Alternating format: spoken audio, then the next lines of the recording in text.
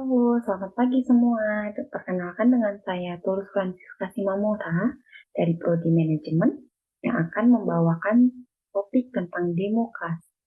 Apa itu demokrasi?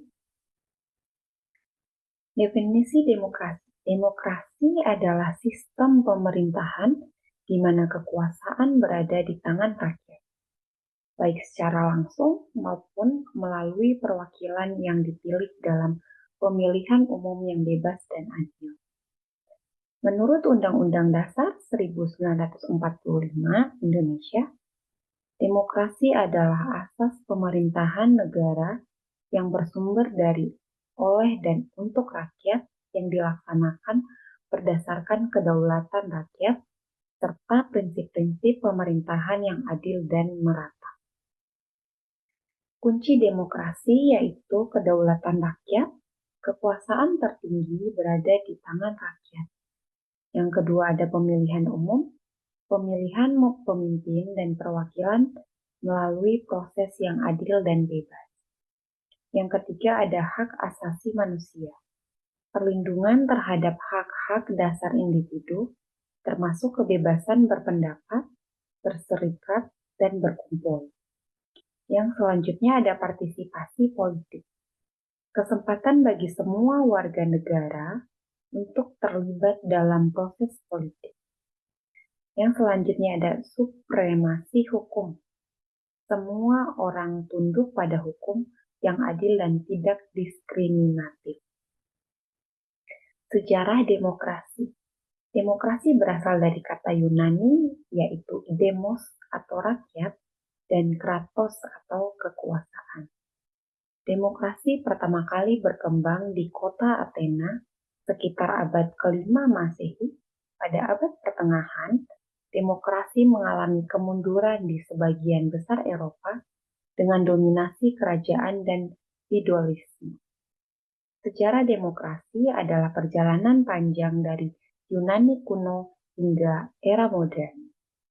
Demokrasi telah mengalami berbagai perubahan dan tantangan, namun prinsip dasarnya tetap berfokus pada kedaulatan rakyat dan hak asasi manusia. Pentingnya terus menjaga dan memperkuat nilai-nilai demokrasi dalam menghadapi tantangan kontemporer. Jenis-jenis demokrasi yaitu ada demokrasi langsung. Demokrasi langsung adalah sistem pemerintahan di mana rakyat secara langsung terlibat dalam pengambilan keputusan politik tanpa melalui wakil atau perantara. Ciri-ciri demokrasi langsung yaitu ada partisipasi langsung. Warga negara berpartisipasi langsung dalam pembuatan keputusan politik. Yang kedua ada referendum, proses pemungutan suara di mana warga negara memberikan suara langsung pada suatu isu atau kebijakan tertentu. Yang selanjutnya ada majelis rakyat, pertemuan umum di mana warga berkumpul untuk berdiskusi dan memutuskan kebijakan. Inisiatif rakyat, warga negara dapat mengajukan proposal undang-undang atau kebijakan yang akan diputuskan melalui pemungutan suara. Yang kedua ada demokrasi perwakilan. Demokrasi perwakilan adalah sistem pemerintahan di mana rakyat memilih wakil-wakil mereka untuk membuat keputusan politik dan menjalankan pemerintahan atas nama mereka. Ciri-ciri demokrasi perwakilan yaitu pemilihan umum, pemilihan wakil-wakil rakyat melalui proses pemilihan yang bebas, adil, dan berkala. Yang kedua ada lembaga perwakilan. Adanya parlemen atau badan legislatif yang terdiri dari wakil-wakil yang dipilih oleh rakyat. Yang ketiga ada mandat perwakilan. Wakil-wakil yang terpilih untuk memiliki mandat untuk membuat keputusan atas nama konstituen mereka. Yang selanjutnya ada akuntabilitas. Wakil-wakil rakyat bertanggung jawab kepada pemilih mereka dan dapat diganti melalui pemilihan umum.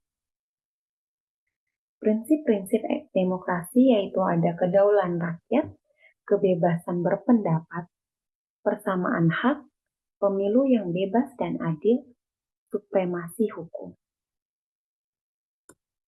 Manfaat demokrasi yaitu memiliki manfaat untuk mendorong partisipasi warga negara, menjamin kebebasan individu, menghormati hak asasi manusia, menghasilkan pemerintahan yang lebih transparan dan akuntabel.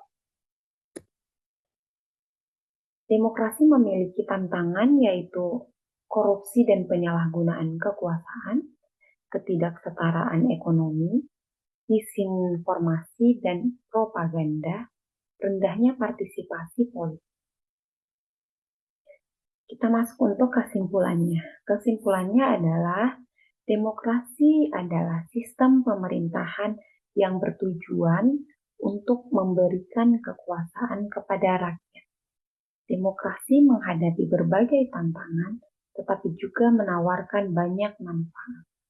Pentingnya peran serta aktif dari masyarakat untuk menjaga dan memperkuat demokrasi.